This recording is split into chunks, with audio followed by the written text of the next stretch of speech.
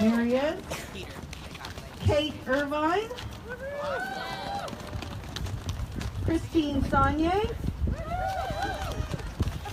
Judy Haven. And Gavin Rail. Gavin Rail is our other member of the committee.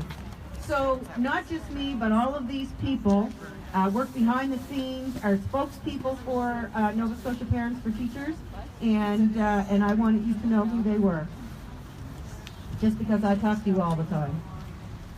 So I want to talk a little bit about the support, and the crowd's a little small today, but I know that we'll probably have more people showing up here. Lots of people have said they were going to come. And lately we've been hearing that our support is starting to fall away. Well, today's not a very good day to represent us necessarily, because it's Super Bowl Sunday. I've heard all kinds of comments about Super Bowl Sunday.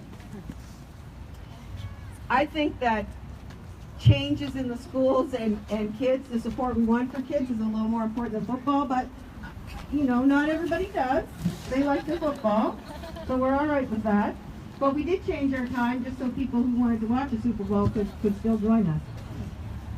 But even with a small crowd, I'm just gonna throw some stuff at you and see what you think, whether or not our support is actually, you know, waning. So this morning I looked on the Facebook page. Some people who aren't members don't see the numbers that we see, and that's just a situation with Facebook. But right now we have over 19,000 known members. It was up around 19,240 members. Okay, so out of that 19,000 members, let's just say, because we all know some of those people on there don't really support us. They just want to be there, and sometimes they want to argue, and sometimes they want to, you know, cause some dissension. So let's say 2,000 of those people aren't supporters. So that takes us down to 17,000. That's just in our group.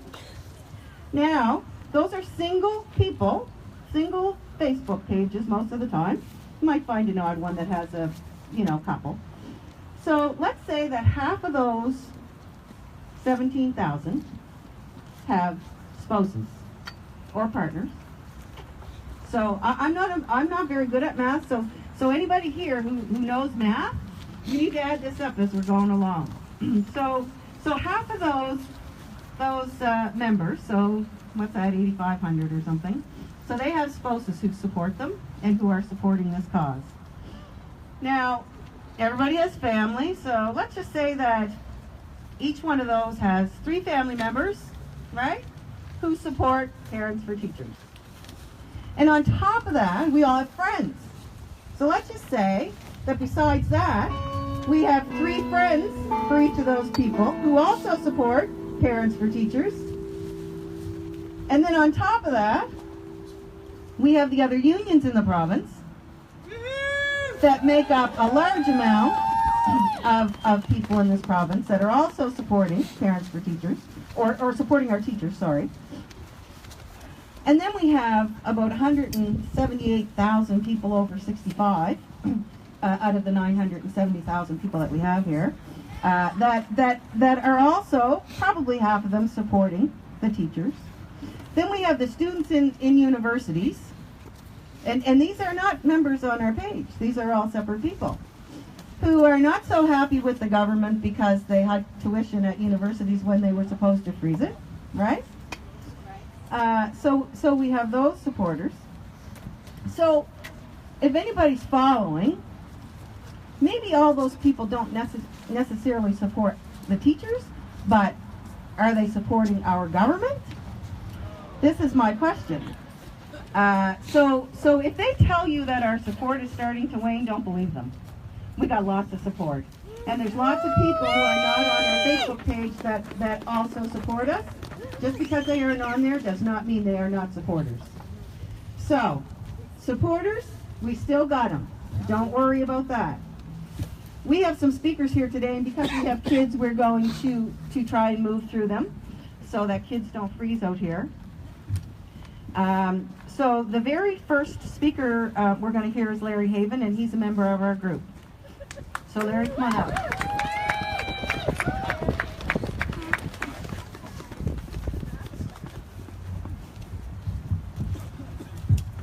Thanks, Trish. Can everybody hear me? Yep. Great. Far from teachers restricting their teaching activities during this labor dispute, they're actually expanding them. They're not only giving lessons to their students, they're giving important and valuable lessons to all of us in Nova Scotia. Yeah. What are the lessons they're teaching us all? They're teaching us that we have willfully undervalued the work that they do. Yes. They're teaching us about the value of professionalism in the delivery of public services and the importance of careers. Yes. I just retired from being a university professor, and I know that between the teaching and the preparing for teaching and the fretting about teaching, it's exhausting.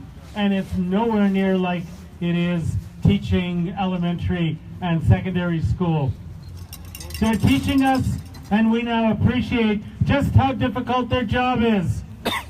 They not only have to prepare classes, grade students' work, but they have to accommodate many special needs. They're teaching us just how under-resourced our P-12 system is and how neglectful our governments have been. They're teaching us how important and how fragile our system of labor rights are. You'll have to excuse me, like everybody else, I have a cold. While professing respect for collective bargaining, somebody posted on our group today 2013 comments from Stephen McNeil about how much he supports collective bargaining. The Liberal government has made a sham of it, with a multiplicity of unconstitutional bullying tactics. They're teaching us about realpolitik. Amid the celebration of democracy, they're showing us just how vulnerable democracy is. They're teaching us that there's no neutrality on this issue. As the late great American historian Howard Zinn said, you can't be neutral in a moving train. They're teaching us that change in a union can happen very quickly, and that there is a logic of collective action which is more than the sum of 9,000 or 9,300 individual actions. And they're teaching us that only through collective action can we achieve the kind of society we want. Thanks. Yes.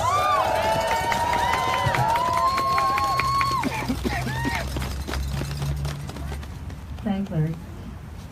So now, we also know we have a group of students who support us, and Kenzie Donnelly, who, yeah, we all love Kenzie. And not only Kenzie, we love all our students. You're welcome.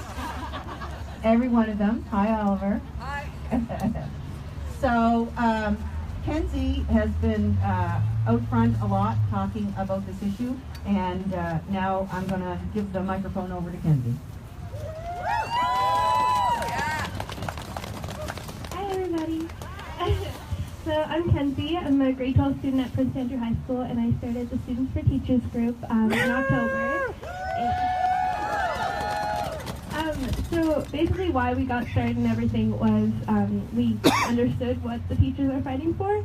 And I mean, we saw the problems in our education system long before work to rule and everything like that. And those are the lack of resources that are clearly there, whether that's in terms of technology resources, mental health resources.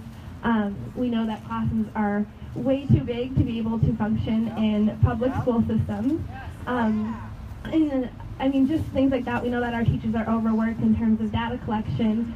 We don't get enough time one-on-one with our teachers as a lot of us need. And there are just a lot of issues surrounding that are why we're standing up alongside our teachers in the fight for better education in this province.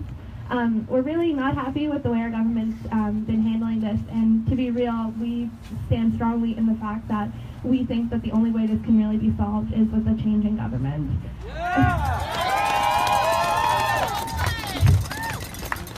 So I want to make this short. Just on behalf of myself and Manuel and Hope and Jordan and Ailish and all the other students that have been so awesome with our group and throughout all of this, just thank you teachers for everything that you do. Thank you parents for being such an awesome group as well, and we're just going to keep fighting. Thank you. Thank you, Kenzie. And now we're going to hear from the leader of the Nova Scotia NDP, Mr. Gary Burrell.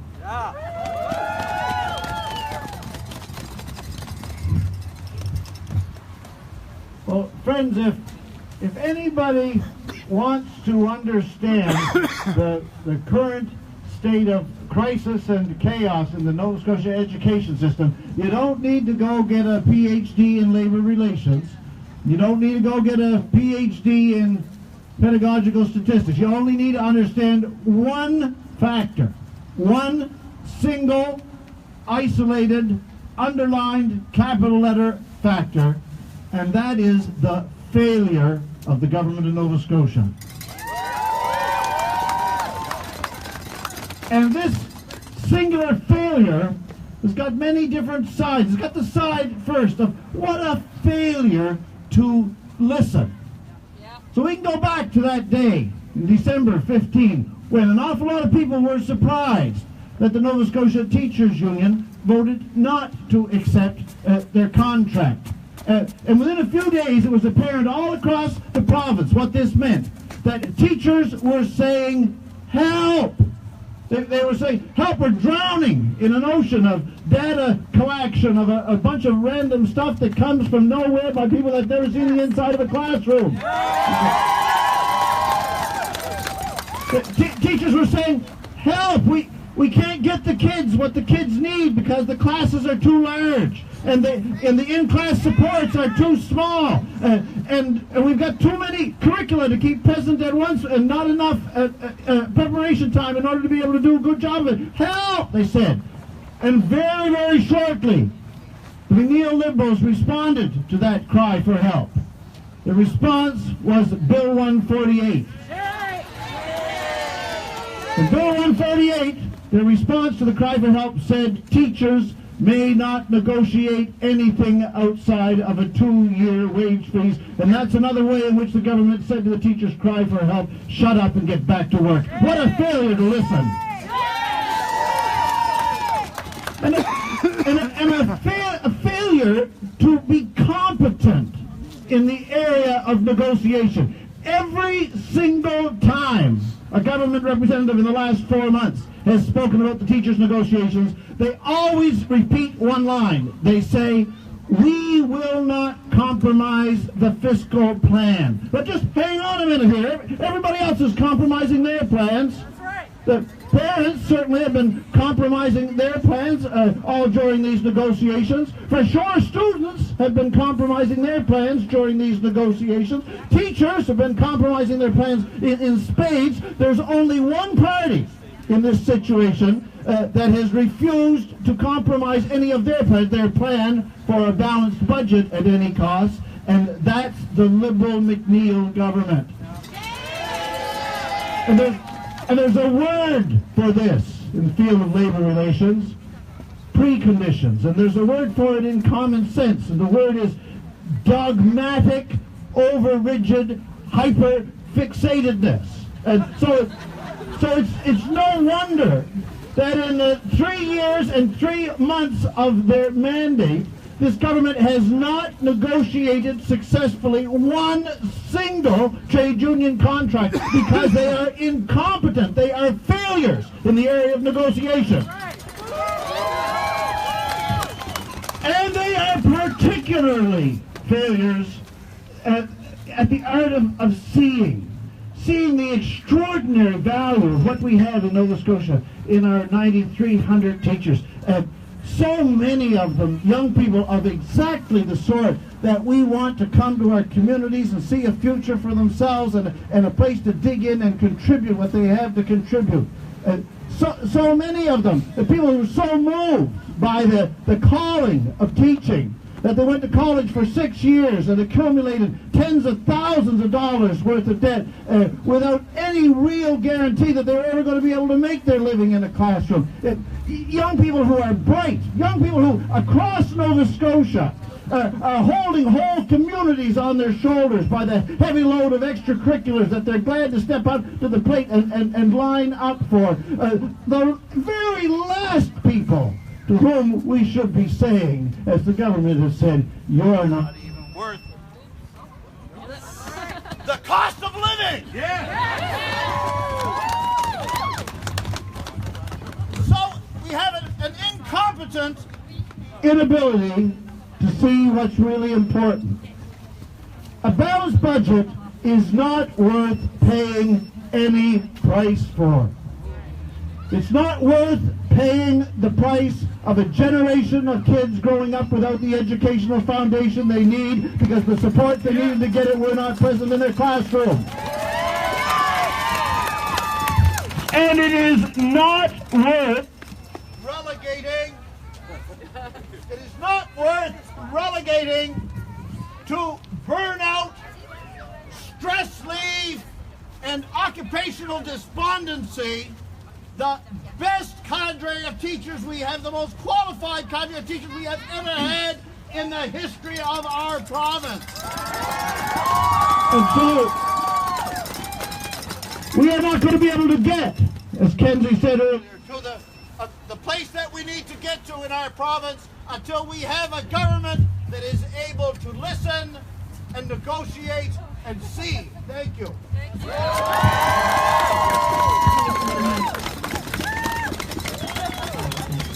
All right, so we might be having trouble with our battery here. Anyway, we're going to try and get through it. Thank you, Mr. Burrow. And now we have two students. I'm not exactly sure where they go to school.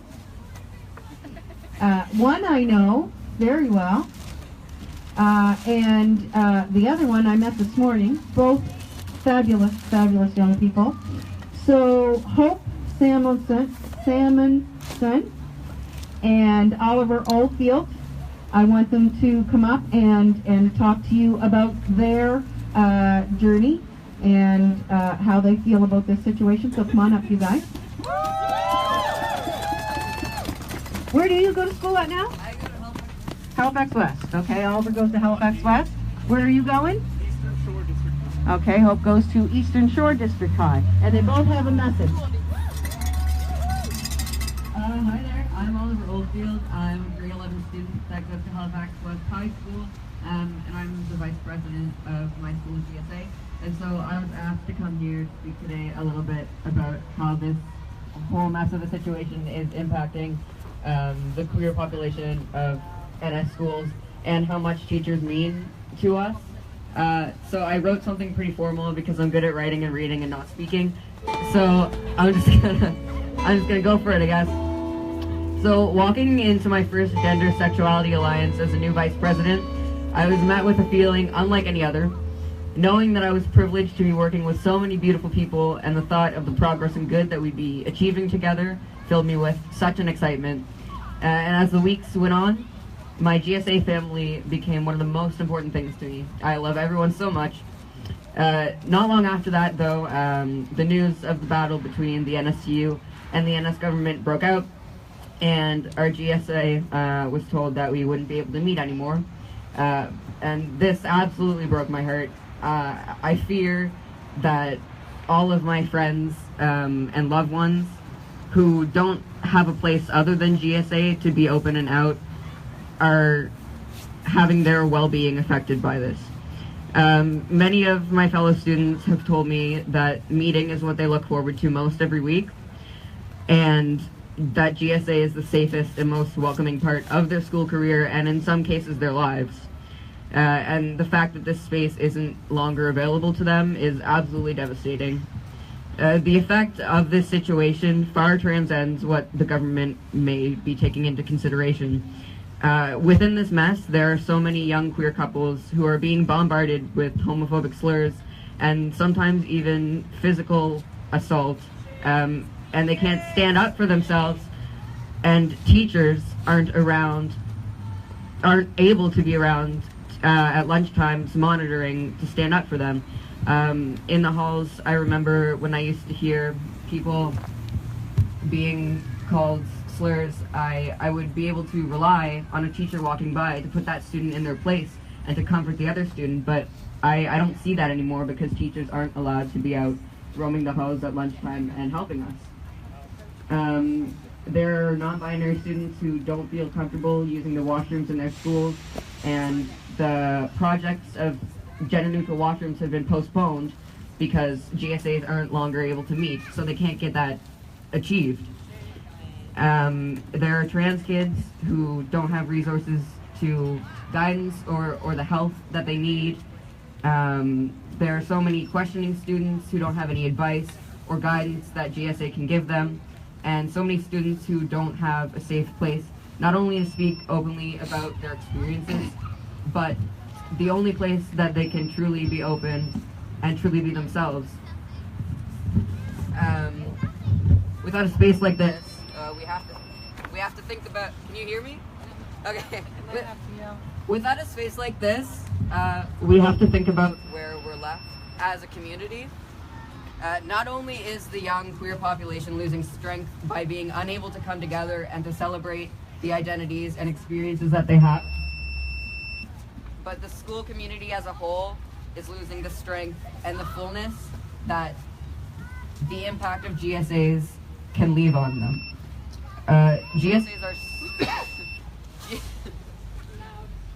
GSAs are so crucial to schools, and teachers are so crucial to GSAs. LGBT students are feeling so powerless, more so than they already do. And it's a really dark day when any teen, let alone those in the LGBT community, don't feel that they have the power to bloom and live wonderfully in their school community. Larry, can you get that going for us, please? So the emotional well-being of queer students in Nova Scotia is on the line. So I encourage everyone to think about that, especially the government, that the things that you're taking into consideration are not always the grand scheme of things. We have to come together to ensure that everyone, students and teachers alike, are feeling respected, appreciated, and equal. Yeah. Thank you.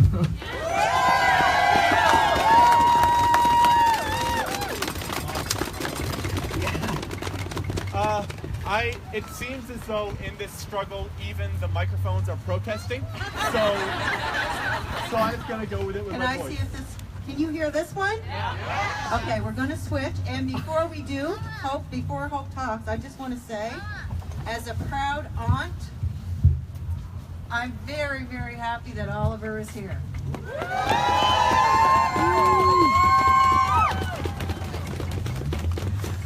Now we're going to give it to Hope. Hello, everybody. Can you hear me? Yes. Awesome. I am. Hold it close. Yep. Closer. All right. It's almost in my mouth at this point. Okay. My name is Hope Solmonson. I am a 12th grade student at Eastern Shore District High and represent one of my former teachers is here. That's awesome. And I am a representative of Students for Teachers, along with Kenzie, Manuel, Jordan, Ailish, and the rest of us.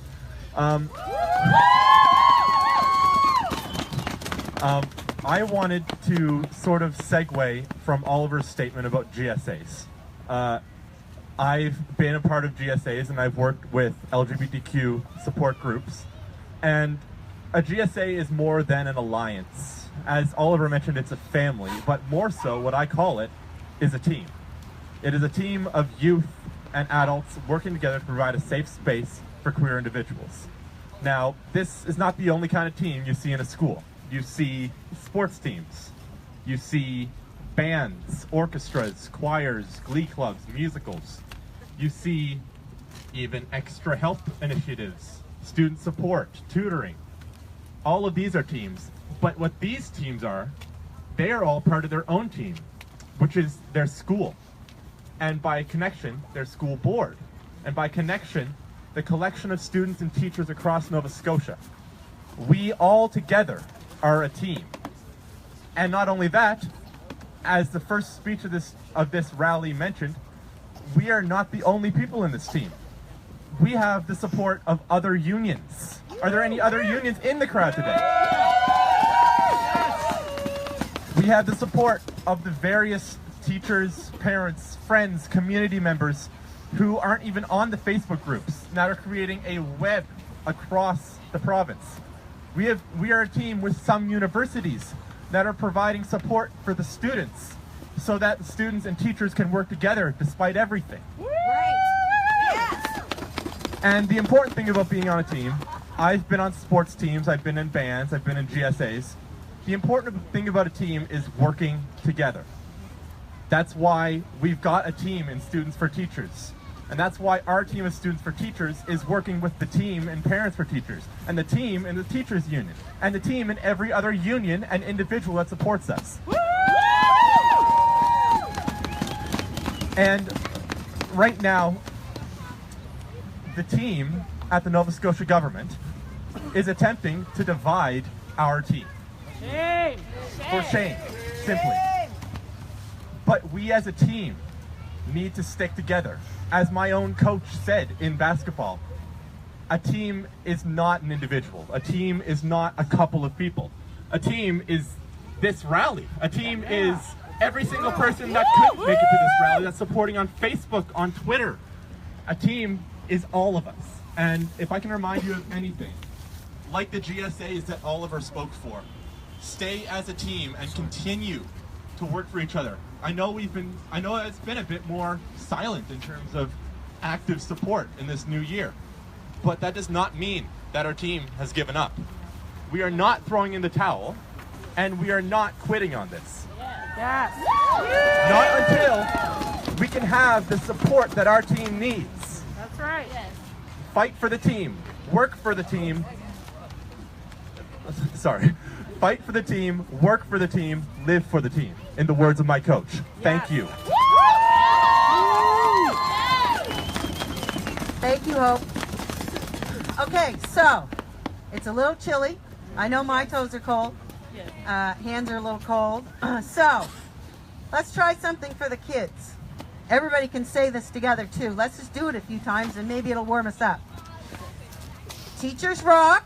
Teachers rock. That's what we say. That's what we say. We support them. We support them All the way. all the way. And let's do that a few times. Teachers rock. Teachers That's rock. what we say. That's what we say. That's We what we support say. them all the way. Teachers rock. That's what we say. We support them all the way. Teachers rock. That's what we say. We support them all the way.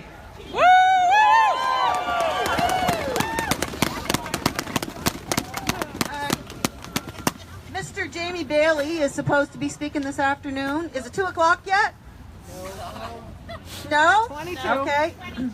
20 to 2? Okay. So we also have another MLA who is well, I'm going to say he's a supporter. We talk to him. We like him. We appreciate his writing. We hear from him, and he's an independent MLA for Dartmouth East. Probably everybody knows who he is, Andrew Younger.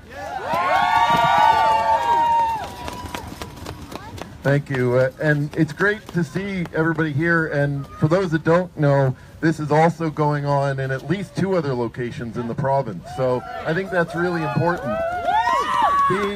The thing is that all the problems we have in Nova Scotia are really based on the success or failure of the education system. Whether it's the economic problems, issues in the healthcare system, our demographic time bomb that we're facing, they're all traced back to the success or failures in the education system, and that's why this is really important. And one of the things that hasn't come up yet that I think is really important is we have a government and a few other online trolls who are really bullying teachers and the people that want to stand out and have their voice. And we all know that every opinion matters. Every opinion is important in debates on these issues. But it's not okay to say that teachers are greedy, or that, you know, they're just in it for themselves, or in December that they were trying to put students' safety at risk. None of that is okay. There are real problems in the education and the healthcare system, but there are real problems in the education system, and we need to solve those. I've spoken to teachers across the province who have had high school classes. They walk in, there's 45 kids or 50 kids, and I thought, oh yeah, they're exaggerating about that. No, it was a real thing. There are numerous IPPs without the supports needed. There are kids who are having trouble succeeding because the right supports are not there for their teachers, the right supports are not there for the classes. It's just not working. And we need to fix those, and this is our opportunity. And regardless of what happens this week with the vote, those issues still need to be solved. A committee is not going to solve those issues. Those issues need to start being solved today, and we all need to keep up the fight for that. So thank you very much for coming out. No more committees. Thank you, Andrew. No more committees. No more study. Oh, yes, no more studies. Well, what we want to see is that money that's going into the studies go into the classrooms. Teachers have told us what they need. We need the government now to listen. Okay, so we're going to move along here. Tina Roberts-Jeffers is one of our committee members. And Tina's going to speak to you now. Thank you all for coming out today. Good afternoon. As Trish said, my name is Tina, and much like Oliver, I do better with writing things down, so I'm going to read something that I wrote for this afternoon. I appreciate that each of you made the decision to come out today. You could have chosen to stay at home, and for many of you, it took great effort just to show up. I also acknowledge that there are those who wanted to be here but didn't have transportation, warm enough winter wear, or the ability to take time away from work on a Sunday afternoon. I stand before you with two issues in mind. The first I referenced during the last rally we held here in December. That idea is a simple one, that the public education system is deserving of our investment. Our government is theoretically built upon the presumption of public engagement. Legislation to effectively communicate grievances in writing and through conversation. Though historically, those with greater wealth, greater privilege, greater access have been more successful in directing the path of public policy, a public education system lays the groundwork for full participation in Nova Scotian society by ordinary citizens.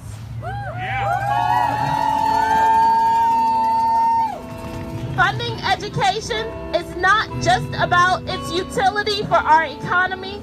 It is about people having access to the tools they need to write legal briefs and impassioned editorials calling people to act, to shape steel, and to shape the budget.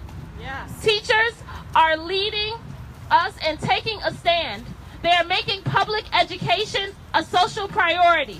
And I believe it is important that we join them in demanding an investment in our children.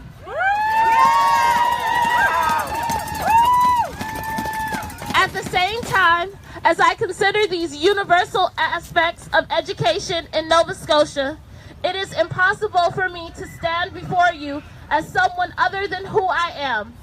I am a Black woman, a Black mother and wife, undeniably impacted by the thick, sticky, foul-smelling film of anti-Black racism that seems to still cover so many of our institutions, whether they be the police who stop Black Haligonians at 3 times the rate as other residents, or schools that suspend Black children at 3 times the rate of their peers. I stand before you on the shoulders of Black teachers who served in under-resourced segregated schools across the province, and current teachers and administrators who attempt to move mountains for children who feel alienated and isolated by a system that seems to expect failure of them. I stand here for my own children, who I refer to as my bright lights, because they were heralded into this world with all the hope, joy, and expectation of greatness as other children. They are our family's beacons of love, curiosity, and delight. They are why I started going to SAC meetings 18 months before my eldest child could enroll. They are why I regularly attend school board meetings and why I write letters to the Minister of Education. My children motivate me to never stop advocating for change within the system, because they and every other child in our province are worth the investment. We have an opportunity for a head start to meaningful education reform, an opportunity to partner with thousands of teachers to address the most pressing issues in Nova Scotia's classrooms. I implore you to raise your voice, both now as this contract dispute drags on, but also into the future as we meet in community halls for debates among candidates, as school boards solicit feedback for school district policies and spending, and as we get our hands dirty, scrubbing away the film of low expectations for our youth.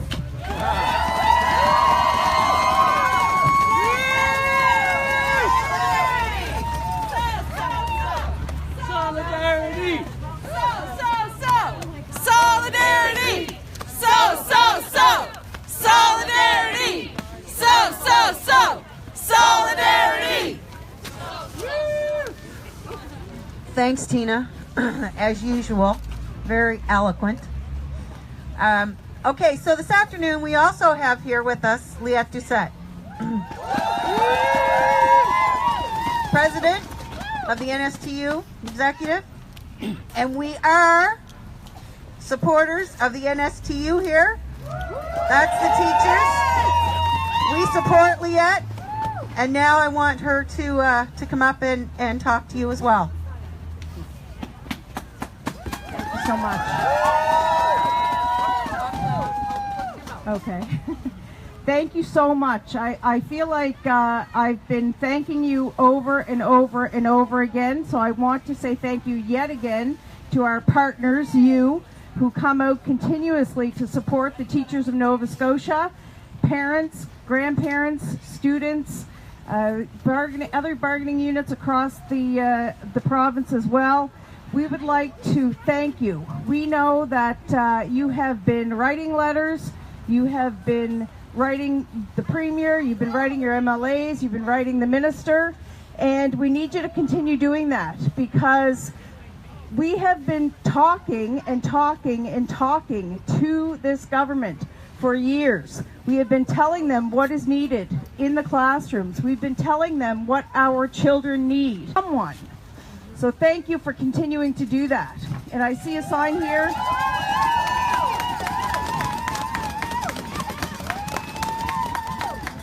Education is an investment. And I know I speak for the 9,300 teachers across this province. We're tired of hearing from this government telling us that they have put $65 million into education and that they've been listening to us. They have not. Absolutely. We don't see that $65 million. We're not seeing it in our classrooms. We are not seeing the supports for our students that are making our students successful, which is what we need right now. So thank you so much for continuing that pressure. I see a sign here, teachers deserve better. Absolutely, teachers do deserve better, but our students deserve better as well, and that is what we are fighting for. So thank you.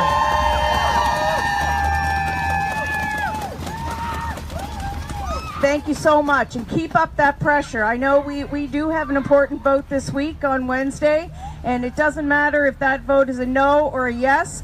We need to pressure this government either way to put the investments in the classrooms to help us help our students to be successful. Thank you.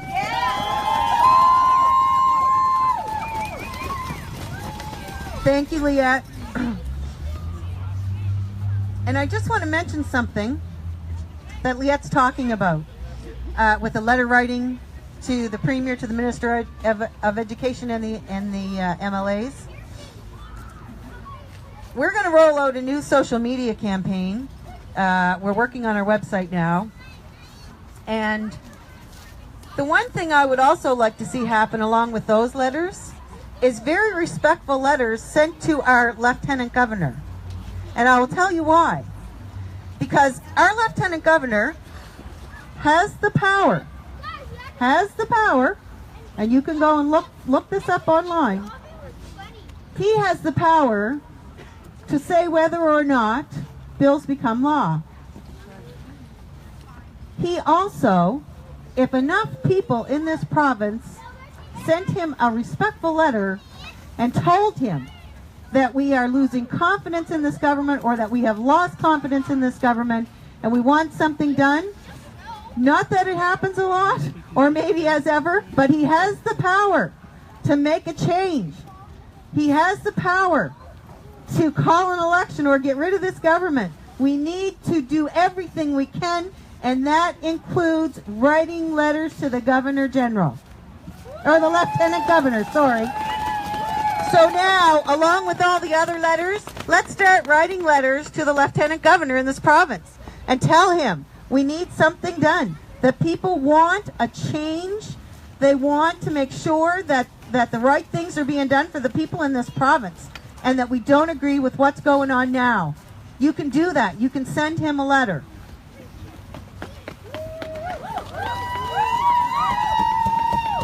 Okay, so we also have another speaker. I think she's here. I haven't met her. But Suzanne McNeil, are you here? Yes, right Okay. here. So Suzanne McNeil is the president of the Halifax and Dartmouth Labor Council. Did I get that right? Okay, so Suzanne McNeil is going to speak to you now.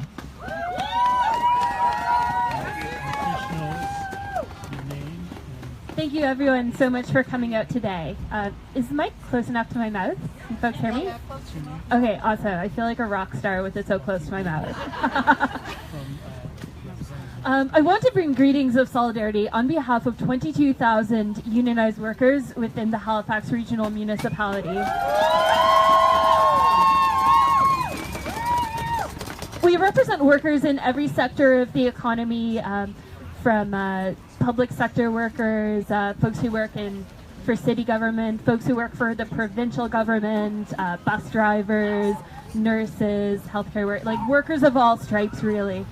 And I just want to say for sure that teachers are all in our thoughts and in our minds as we organize and talk to our friends and neighbors about the situation that our teachers are working for on behalf of the students and families in this province. So I want to just share a little bit of a story. A few years ago, some people convinced me to run for the school board in the Cape Breton Victoria district, where I lived 5 years ago. And it was a really interesting experience going door to door during the election and talking to folks in the district about what education meant to them. And so the first thing that people often told me, one of the first things was, well, I don't have any kids in the schools, so I don't know that I should vote. Like, that's not really my concern. And so myself and a few other candidates made an extra effort to, regardless of whether somebody had kids in the school system or not, talking to them about why a functional, healthy education system matters to us, and how the well-being of our kids, that, you know, they say that it takes a village to raise all of our children, and that's why we all need to be concerned about the state of our education system, and all be working collectively for the schools that our children deserve.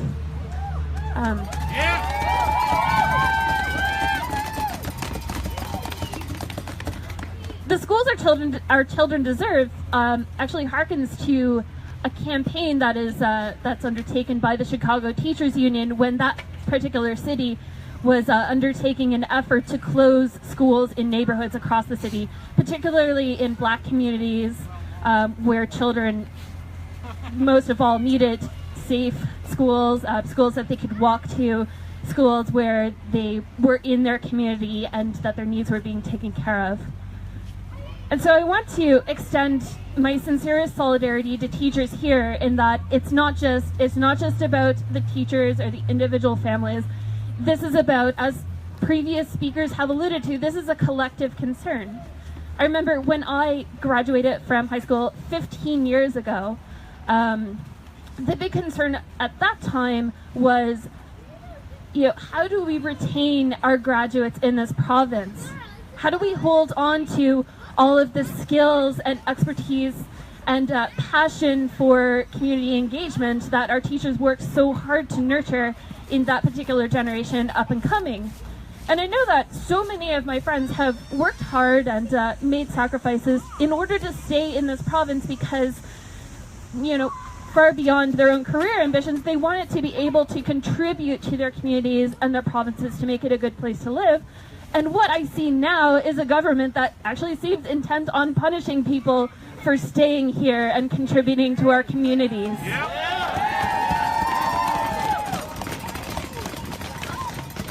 And in the past few years of this government's mandate, I've looked at the way that they have, one by one, bargaining unit by bargaining unit, really gone after the workers that make this province work, whether it's nurses, whether it's social workers, public sector workers, and now finally teachers.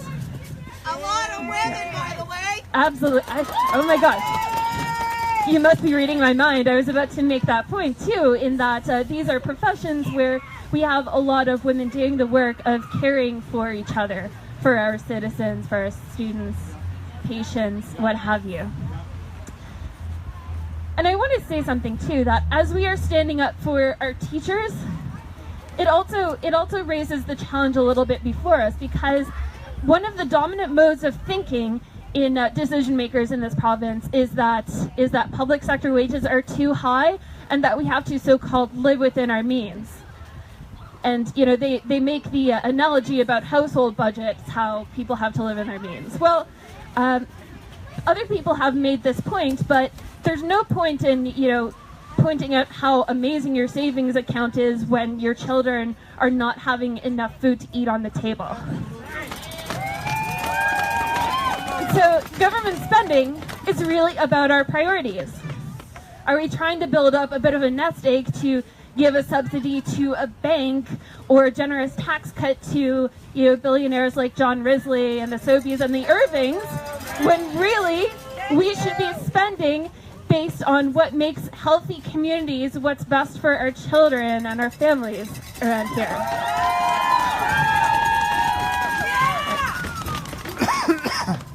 But for policymakers, it's a little bit easier to attack the little guy. The minute that you start calling the big banks to account and the billionaire business owners, that's when stuff really gets real. And so as we are holding our government to account now, we also have to be prepared to come up with a vision of what a just economy looks like in Nova Scotia. Now, I'll leave it at that today, because I think right now there's a lot more questions about what that looks like and rather than answers at this point, and it's going to take all of our creativity right now. But for today, I am very, very happy to be standing with all of you in support of our teachers and the schools that our children deserve. Thank you, Suzanne. Boy, and we got a surprise guest for you. I'm loving this. But before we do that, let's warm up again because we're cold. So we're going to try something different this time. We like the hey, hey, hey, hey, hey, ho, ho. So we're going to try hey, hey, ho, ho. Change is needed. We all know. Hey, hey, ho, ho. Until it happens, we won't go. Okay? So, hey, hey, ho, ho. Change is needed. We all know. Hey, hey, ho, ho. Until it happens, we won't go. Hey, hey, ho, ho. Change is needed. We all know. Hey, hey, ho, ho. Until it happens, we won't go. Hey, hey, ho, ho. Change is needed. We all know. Hey, hey, ho, ho. Until it happens, we won't go. Thank you. Thank you. Okay, so last Thursday, we had a press conference, in Province House, which was really important to us and to some of the parents that are with our group, because we have a message, and that message is the message that the teachers are trying to give them. And they say they don't hear from the teachers what they want, or the NSTU what the teachers want, and we know that's not true. They say that all the time. Stephen McNeil said, I have no idea what the teachers want. He's not listening! Well, he's either not listening or he's not in the right position. And I'm choosing he's not in the right position. Anyway, one of our parents, her speech is actually called Stick It To Him. Stacy Rutherham stuck it to him. So come on up, Stacy.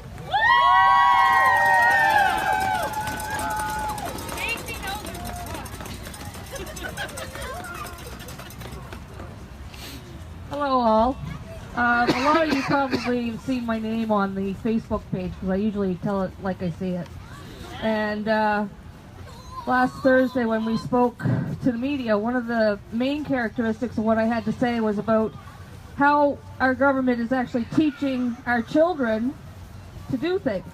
And that is through methods of demeaning behavior, bullying our teachers, calling them names, accusing them of being untrustworthy and greedy.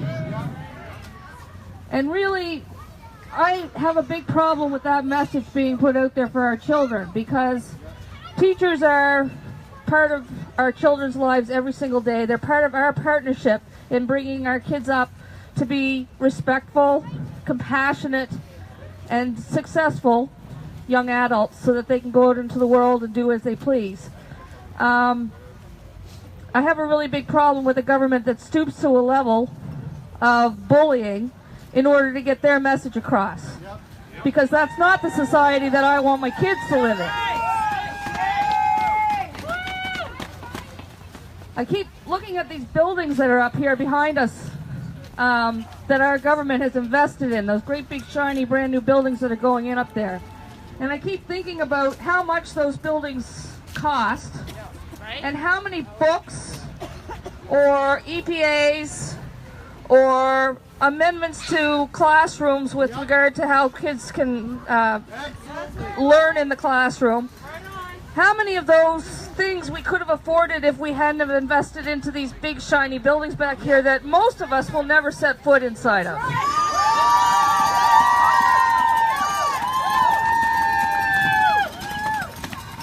And I think about that on a lot of different projects that this government has put their money into, such as the Royal Bank creating a few hundred jobs. None of us are benefiting from those jobs. Our children are certainly not benefiting from those jobs. And I think that there's a lack of priority skills as far as our government's decision making is concerned. I think they've got their heads wrapped around a little bit backwards as to what's important and what's needed. We look at, these are my two kids standing up here. They're pretty engaged in this process of standing up for their teachers because they love their teachers.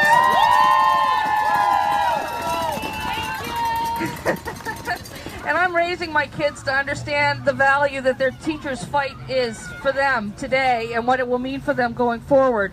And I want to speak about the Students for Teachers group too, because these are senior high students who are on their way out into the next phase of their life, and they're standing up for my kids so that my kids have what they need. And I think that as parents we need to stand up for our teachers because they need us to back them up against an awful bully who is not listening, who does not care about what our kids get on a day-to-day basis in the schools, who has their priorities backwards, who thinks building big buildings is more important than building big fines. And I'm going to let Ellen speak for 2 seconds because she likes to talk on the mic whenever she's here. Hi, my name is Ellen and I'm in 4th grade.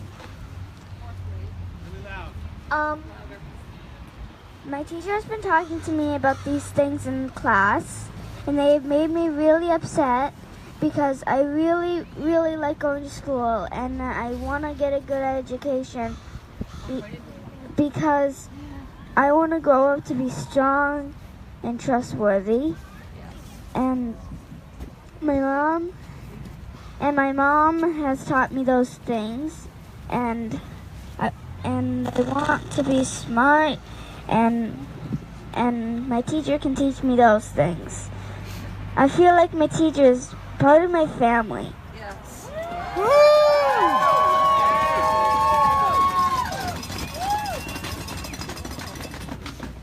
Thank you, Ellen.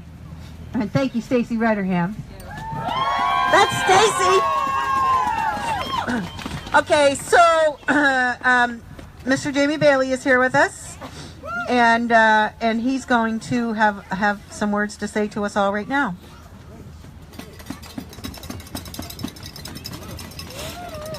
Hello, everyone. We need jumping jacks to stay warm. How many teachers are with us today? That's great to see. You know, some people call this a rally, some call it a protest, but I call it the world's largest professional learning circle. You know what I mean? Yeah. And when you get home tonight, you don't have to put all this in Power School or TiNet. You're not going to take attendance electronically. There's a little bit too much of that data entry going on. I say this to the teachers, you are professionals, you are well educated, you are the experts in your field, you should be free to teach our kids. These are positive things that don't cost any money that we can do right now to make our classrooms better. I got to tell you this, I wasn't going to tell you this, but I think I will. Because of you, I actually called my old grade 6 teacher a few weeks ago. I was thinking about him. His name was Stanley Barnhill, and he was my grade 6 teacher at Alice Street Elementary School in Truro. Hey, Leah. He was a great teacher. He had a big impact on me. And when I called him, I had not talked to him since I left grade 6 a few years ago. And he didn't think I remembered him, but I sure did. See, he liked to teach poetry, and I proved to him that I remembered him by reciting some of a poem I learned in his class. Do you want to hear what that poem was? Do you want to hear it? You really do? All right, give me a second here. In Xanadu did Kubla Khan a stately pleasure dome decree, where Elf, the sacred river, ran down to a sunlit sea, by Samuel Taylor Coleridge. Mr. Barnhill taught me that. Don't you think we should have a little more poetry in our politics around here? I say this to the students and parents that are here. Never, ever question the incredible value on a young man or woman of a good teacher. Yeah. And I learned that from Mr. Barnhill. So I'm here today because we have this problem.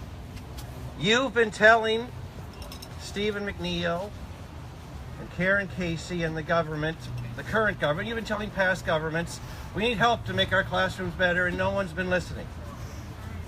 Well, I'm here to listen. And I've been listening to what you're saying. Oh, by the way, I got to tell you one other thing about Alice Street Elementary. I just remembered. I was very lucky to have Mr. Barnhill that year. You want to know why? I know she's going to be very mad at me for telling you this, but one of the other teachers at Alice Street Elementary in Truro that year was Karen Casey. Imagine how the world could be different today.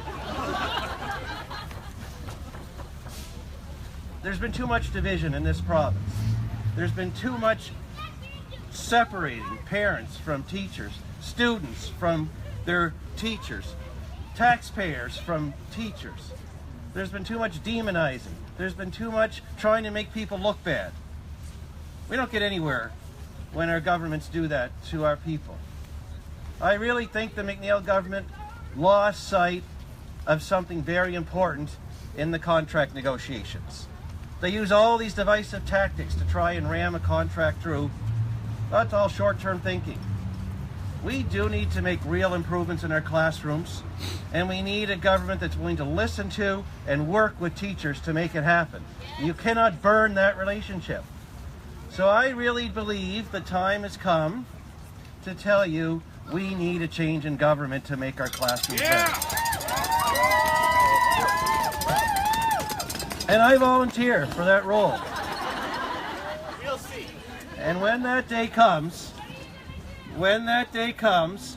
I will work with the teachers of the province on the issues in our classrooms, on all the issues of our classrooms, and we can start with some pretty important things today. Never mind the contract for a moment. We can make important changes today that I hear from teachers.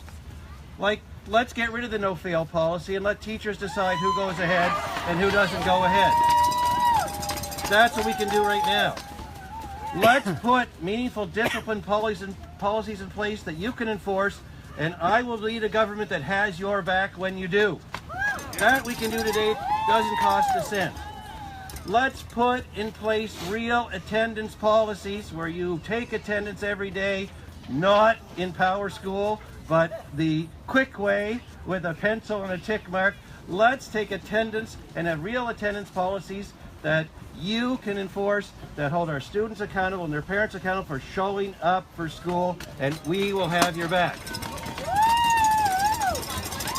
I know your trust in government has been broken, and I don't blame you. We want to restore that trust because it's obvious to anybody with common sense you cannot make improvements in our classroom without having a trusting working relationship with the teachers of the province who deliver the curriculum every day. So we're here for you with our ears and our microphone for a moment to tell you that. And if we get some of these things underway early, we'll get some good momentum going. We get some good momentum going for our kids. We'll get a good trusting relationship going. I believe that the contract matters will then take care of themselves. So God bless all of you for being out here on this cold day. Thank you for standing up for the classrooms of the province, for the leaders of the future, and for the Mr. Barnhills that are out there, I know, wanting to do the right thing for our kids. Thank you very much.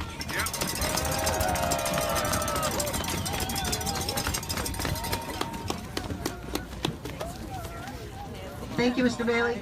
Okay, so it's cold. Everybody's getting cold. So we've had all the speakers here that we wanted to have. Oh, no, we have one more. Do you want to? No. Did you? From the Federation of Labor. Oh. Sorry. My brain is starting to freeze. And I forgot somebody because, well, Larry, quite frankly, told me just a little while ago. Wasn't on my list, so, but my brain is definitely starting to freeze. So we have a representative here from the Federation of Labor, and name? Rocky Beals is going to speak to you now. Sorry,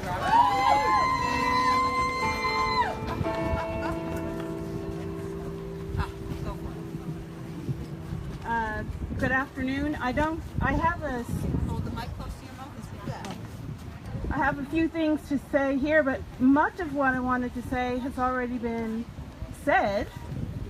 So I feel a little silly standing here now, but just want to say I'm the on Federation of Labor. I represent Aboriginal persons and people of color, and just wanted to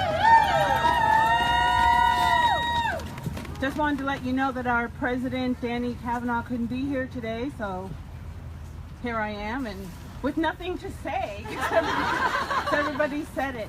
Other than, just to make one point, it's very important that we all stay engaged and that we do follow through with our political processes.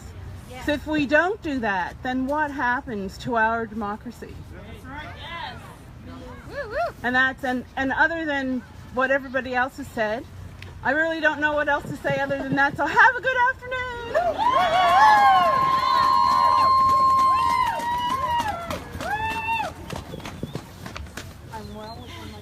Thank you, Rocky.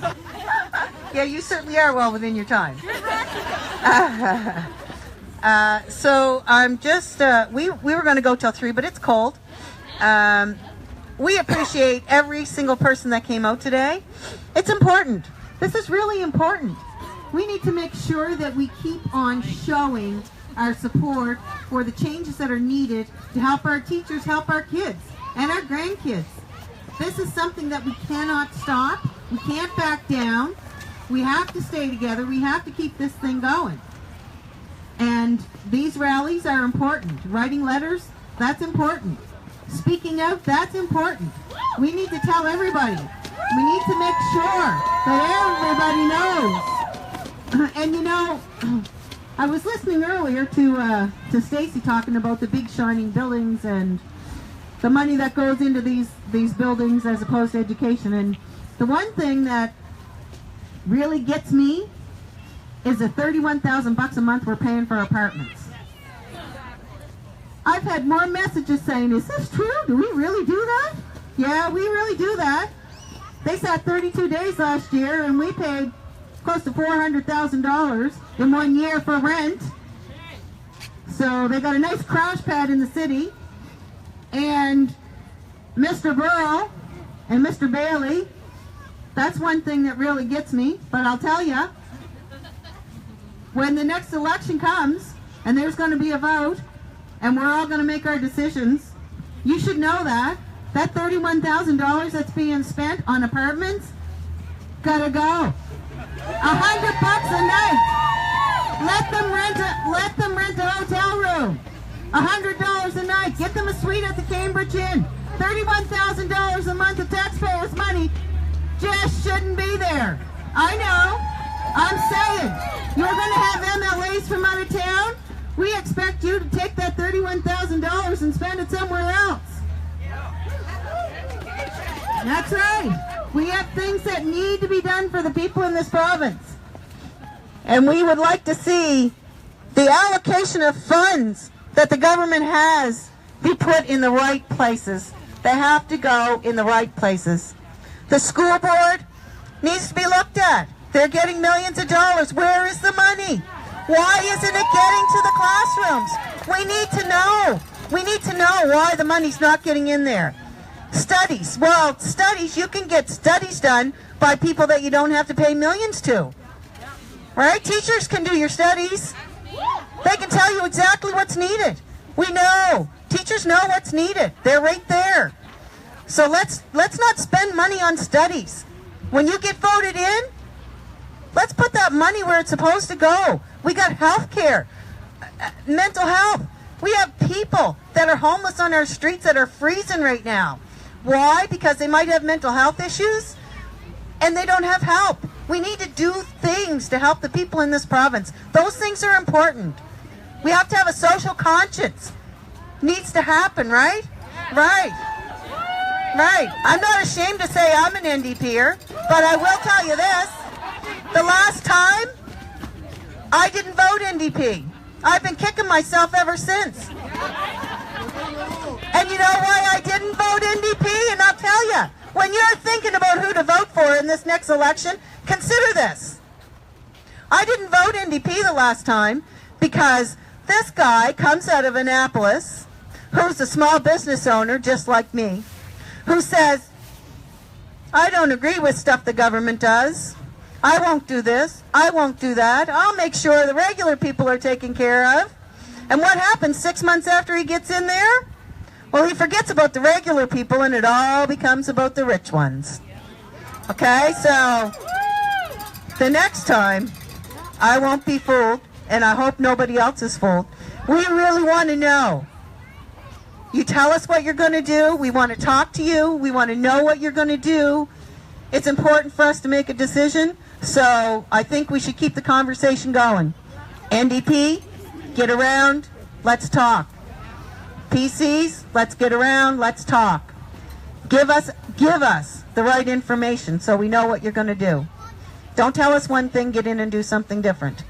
Anyway, it's freezing cold. People, thanks for coming out. And we're going to keep the pressure on. We're not going to stop. So every everybody, just keep on going, writing letters, phone calls, anything you can do. And this won't be the last rally, unless the government comes to their senses. But if they don't, you can count on more. Get home, enjoy the Super Bowl, if that's what you want to do. Have a good day. Bye for now.